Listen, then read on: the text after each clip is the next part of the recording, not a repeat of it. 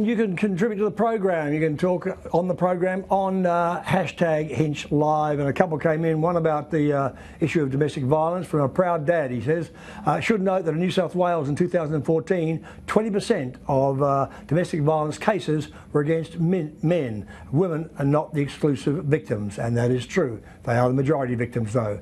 And another one from 15 Gizmo on the census says, no, it should be taken into account. It should not be ignored. So we should be having next year's census. I doubt it'll go ahead. All right, now, I mentioned at the beginning of the program how Gerry Harvey was talking about how the internet and online shopping was destroying big stores like Harvey Norman. And I asked the question, what about the little fella? Because small businesses are being hurt by the internet as well. Some of them are going online and getting burned. Some of them are being very successful. I thought I'd talk about it with a guy from a company called J Marketing. His name is Josh Strozinski, and he's in my studio. Josh, good evening. Good evening. Thanks for having me. Look, I was passing my local wine store today. I don't drink, so I was only passing. And he had a blackboard outside that said, you know, buy our wine online. And he's a very successful little liquor store in South Yarra. And I thought, why would he be doing that? How could he work out of that, and what would happen? I suspect I know the liquor store. It's there's a sound business logic for it all. Wouldn't it be great if, instead of being a victim of conditions, rain, sun, whatever, you could make sales to your customers at any time. You could talk to your customer one-on-one at any time, and you could give them the luxury of purchasing or sharing that with their friend from their lounge room or from anywhere. So in 40-degree heat, instead of saying, "Oh, come out and buy it from me," you can buy it by the case, and we'll do a good deal. Will they do the same online bargains, I suppose, they would do in their own shop? Yeah, look, bargains are one thing, and I advise any client away from that, because the internet shouldn't just be a dumping ground for price wars. But I think it's actually an area to add value to the conversation. Vintage sellers do have done this for a long time, over the phone really well. What wine did you like? Why did you like it? Would you want to try this one as well? I think there's a great opportunity to increase that conversation that maybe we don't get in the bricks and mortar environment. So I suppose if you've got a bricks and mortar shop, and you know that the online business is there as well, you might say, okay, I'll get some percentage of my sales here in the real store. I'll get some percentage. I'll pick up a bit of what's going on online as well. Is that the way it works? Of course, and different strokes for different folks. Some people are going to be very online. Some people love to come in and touch and feel the product. I have a customer who sells corporate wine online, and he picks up big corporates who they don't have time to go shopping down at their local bricks and mortar store, so they do it from the office. It just suits them. But you say the thing about, you hit on something here about the touch and feel. How about the people who go into one little boutique, say, and they touch and feel the dress, and they take it in the dressing room, and they may even try it on, and they take a photograph of it on their iPhone, and then they say, oh, I'll think about it, and put it back on the rack, and go home, search for it, and buy it online from somebody else? That's a big issue, isn't it? You're touching on a huge issue right now. In fact, one of the most interesting areas for this is books in this country. Parallel importing is a huge issue, because we can buy out of Indonesia for a fraction of the price that we can buy in Australia, because quite restrictive laws that we have. Is it a problem? Yeah, it's a problem. But it's also a way of changing business. Business has to change over time. And I think it needs to adapt to be more and more competitive. Another industry that this is happening in right now is taxis and Uber. Complete disruption marketing, I personally believe, for the better, because it's providing more value to consumers and it's making the taxi industry change. Well, one of the problems with Uber, only a small problem I see, is the safety factor that you don't know who's... I mean, you hope with a cab driver, although there have been some awful cab driver attacks, but you hope that the person is regulated. In Uber, they don't have that regulation as much. But I use Airbnb. I think it's a great idea, and yet I notice in New York, they're looking at Airbnb, trying to ban it, because the state government's not getting the, whatever it is, 8% hotel tax in New York. And so those sorts of issues online are going to be thrashed out by governments, aren't they? And they have to be. You've touched on two of my favourite companies at the moment. Okay. I'm an enormous fan of Airbnb and Uber, but legislation changes with digital. And legislation probably can't change as quickly as digital can, but it will eventually sort it all out. It has to.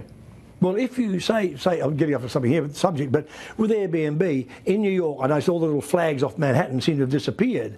But obviously, if you try to drive it underground, it'll still keep going because people, it's in 130 or 40 countries. Airbnb ain't going away. No, you're absolutely right. I actually got an Uber car here, and the driver said to me that it's the people's product. And I thought, what a great turn of phrase, isn't it? Doing something that the people want, they will propel it forward. Well, that's the thing. I mean, with Uber, I've got the app on my phone. I don't think I've only used it probably once. But so it could be somebody who happens to be a local guy, happens to be in the area, man or woman, and they think, oh, I'm only 5 minutes from where you are. They'll come and pick you up, quote you a fare, and do they know it's roughly around a cab fare or what? I think we need to get out of the studio and get an Uber down White Knight right now. No, it's actually great. You tell them where you are, you drop your pin on a map. Mm-hmm. The cab, up comes exactly the driver. I can see your face, I can see what car it is. I can track you all the way to my house or wherever I am. Then I set the route, I can see exactly where you're driving. It's a fantastic system. To me, it's more transparent than the taxi system. I have a bar owner, a friend of mine on Commercial Road, that if a girl gets too drunk in his bar, he puts someone into an Uber cab, he sets her address on it, and he can see categorically on his phone that that girl's got to the right place. So if he ever has RSA problems, he can say far and away he's gone above and beyond what the expectation of him is. Rather than putting her in a taxi also with a total stranger. Exactly. He has no idea where that taxi's gone. He can watch this on his phone. He knows exactly when it paused, when it got to its destination.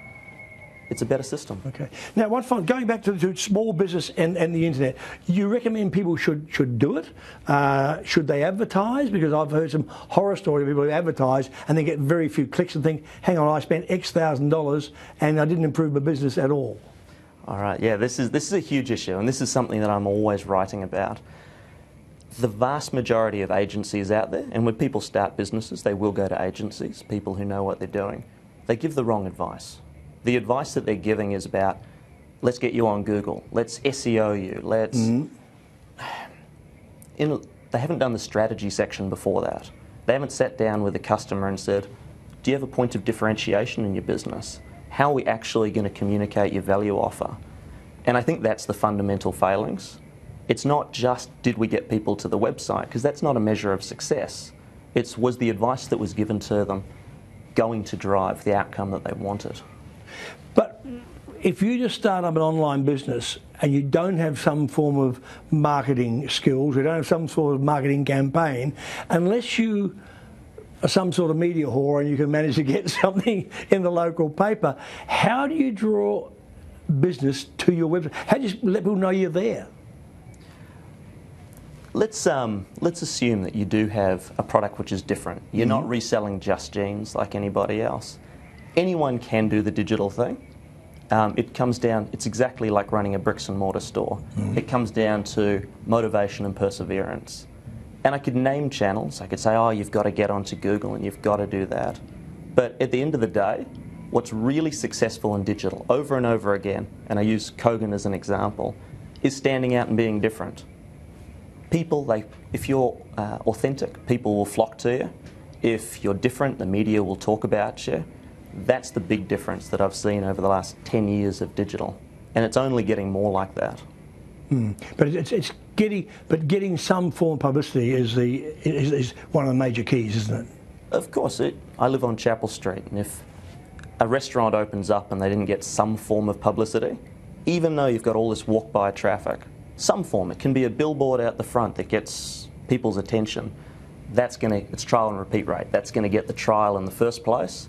If the business is good enough, then they'll get the repeat rate. And digital's no different. And the big issue, of course, is that internet shopping is not going away. The idea of, say, penalising people more, putting a sales tax, putting GST on sales under 1,000 out of 500, it's not going to work. It can't. It costs more money to try and run it than to actually what you get in. So the thing is just accept it is here, and it's here to stay, isn't it? Absolutely. Look, we have to adapt. It's no different to the Uber story. When we put all taxes on everything, I'm completely against it. because it's trying to block something that's coming. Why not embrace it? Why not be world leaders in this and get out ahead of it right now? There's a huge opportunity for us. Yeah, I'd love to see us take it. All right, Josh, thanks for that. I appreciate your time. Thank you very much. Josh Strozinski, and we'll take a break. Be back in a minute.